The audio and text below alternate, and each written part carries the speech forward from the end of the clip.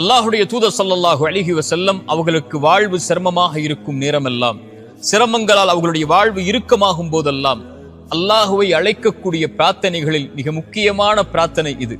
யா ஹய்யு யா கய்யூம், உயிருள்ளவனே நிலையானவனே, பிரஹ்மதிக அஸ்தகீது, உன் அருளை கொண்டு உன்னிடத்திலே உதவி தேடுகிறேன், உன் ரஹ்மத்தை கொண்டு உன்னிடத்திலே பாதுகாப்பை தேடுகிறேன் என்று அல்லாஹுடைய தூதர் ஸல்லல்லாஹு அலைஹி வஸல்லம் சொல்லுவார்கள். ஏன் அல்லாஹுடைய தூதர் தன்னுடைய சிரமமான நேரத்தில் அல்லாஹுவை அழைக்கும் போது அல் ஹை அல் கய்யூம், நீ உயிருள்ளவன் நிலையானவன் என்று அழைக்கிறார்கள் தெரியுமா? குர்ஆனில் அல்லாஹ் ரப்புல் ஆலமீன் அவனுடைய மகத்துவமிக்க வசனங்களாக பதியக்கூடிய வசனத்தில் ஒன்று ஆயத்துல் குர்சி. நாம் அறிந்தது. அந்த ஆயத்துல் குர்சியில் அல்லாஹ் அவனுடைய தன்மையில் மேன்மையான தன்மையை கொண்டுதான் அந்த வசனத்தை துவக்கம் செய்கிறான்.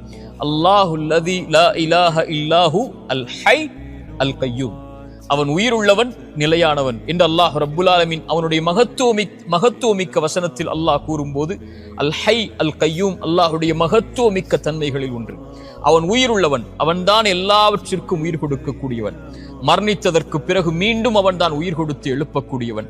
இறந்துவிட்ட உள்ளங்களுக்கும் சரி, இறந்துவிட்ட வாழ்விற்கும் சரி, உயிர் வேண்டுமென்றால் அல் ஹை அவன் உயிர் கொடுக்க வேண்டும். அல் கய்யூம் நிலையில்லாமல் வாழ்வு தடுமாறும் போது, வாழ்வு அங்கும் இங்கும் ஏறி இறங்கும் போது, சிரமங்களால் வாழ்வு சூழப்படும் போது, இருள்களை கொண்டு வாழ்வு அடைக்கும் போது அல் கய்யூம் அவன் ஒருவன் தான் அதை நிலைப்படுத்த முடியும். அதனால்தான் அல்லாஹுடைய தூதர் சொல்வார்கள், யா ஹய்யு யா கய்யூம், உயிருள்ளவனே நிலையானவனே, பிரஹ்மதிக அஸ்தகீது, உன் அருளை கொண்டு உன்னிடத்திலே உதவி தேடுகிறேன்.